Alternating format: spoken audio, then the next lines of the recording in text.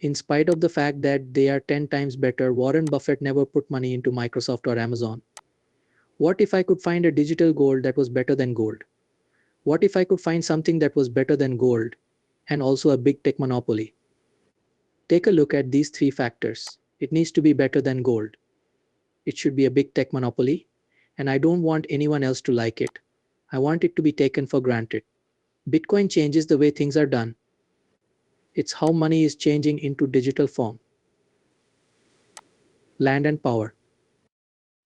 When paradigm shifts happen, they are so big that you don't even know they happened because your worldview is built on a bunch of assumptions that you've always taken for granted. We studied the structure of scientific revolutions at MIT and what Thomas Kuhn says about this. He says that there are only two situations in which people willfully go through a paradigm shift. One way is to wait for the old guard to die. The millennials will understand because they are different, and Einstein said that God does not mess around with the world.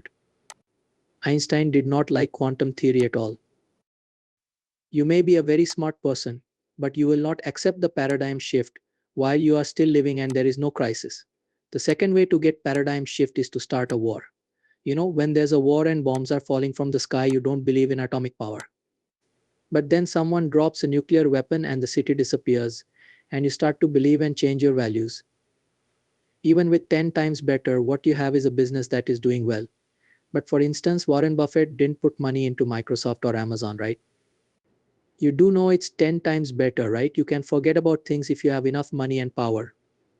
Let me tell you something, my dad didn't use any of the new technology until we got him a TV and YouTube.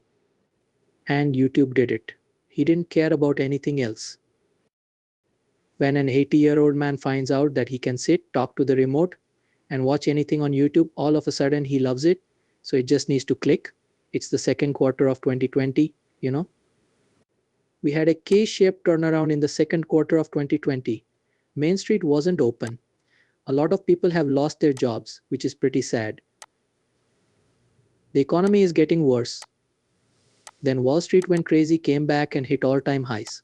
Ray Dalio calls that cash trash that is earning no interest. And over the last 2 years, the money supply has grown by 20% each year. The prices of single-family houses in the US went up by 40%, which shows this. That is, if the value of the money drops 20% a year and you earn no interest on it, you have a negative real yield of minus 20%. I did the math in my head and came to the conclusion that in 36 to 48 months, the $500 million would be worth only $250 million. That's a slow death. I had cash on hand to pay my workers, but we were still stuck and had to wait. That doesn't work then. Because of this, we chose to do something that would change things. Also, what would you do if you went to a Harvard Business School class and the teacher asked you about business strategy? The people who put money in want it back. You can't get a return on the cash. The business needs to get bigger. That's right, you do a transformational purchase. That being said, maybe the company would have been saved if I had been able to buy VMware, WhatsApp, Snapchat, or something like a digital monopoly with very high growth or a moonshot that would take off. But there aren't many of those. Most of the time, these purchases don't add much value. Like Pete, this isn't my first time dealing with them, so I knew they were dilutive. I went through this. I came up with. Just so you know, I came out with 12 different types of products to help the business grow. There were singles, doubles, and whiffs. I also know that coming up with new ideas won't always help you. Then I bought the stock back, even though I knew that wasn't going to work. After that, I spent a lot of money on promotion and sales to make the business bigger. That didn't work either. Next, I looked at all of my rivals like Business Objects and Cognos. I saw them all buy other companies to try to grow, and all of them failed. There was a 99% death rate in that approach. Wow, we are the largest independent business intelligence company left because the other 100 all went private, were bought out, merged with IBM and Oracle, and were then broken up over the course of 20 years. I thought I had tried everything for 10 years. From the start, I could tell it wasn't going to work. What if I could find digital gold that was better than gold? What if I could find something that was better than gold and also a big tech monopoly? Here are the three things I look for. It needs to be better than gold. I want a big tech company to own everything. I don't want anyone else to like it. I want it to be taken for granted. It was like that in the second quarter of 2020.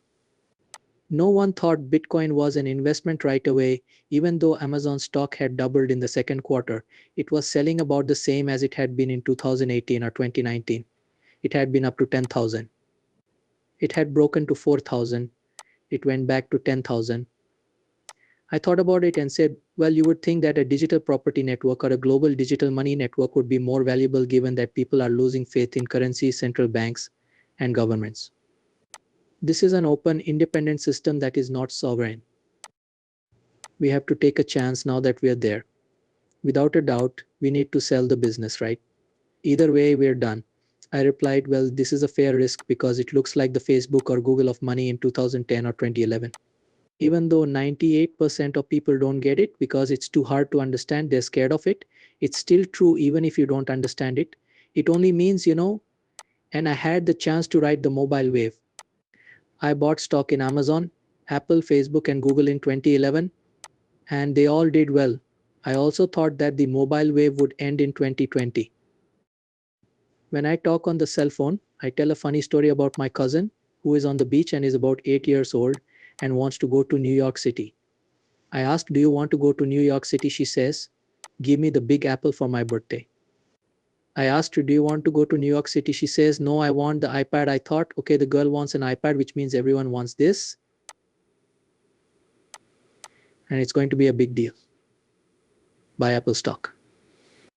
I'm talking to the same niece now in 2020. I ask, what do you think? She says, yeah, I just bought some Amazon stock, and Amazon stock is now worth about $3,300 a share, I think. It just doubled. Now that people in their 20s know they should buy from Amazon, Apple, and Google, I thought, okay, well, this is no longer a trend in technology that people don't understand. That's something that every Uber driver knows. Get off the cell phone, join the crypto wave, and give that some thought.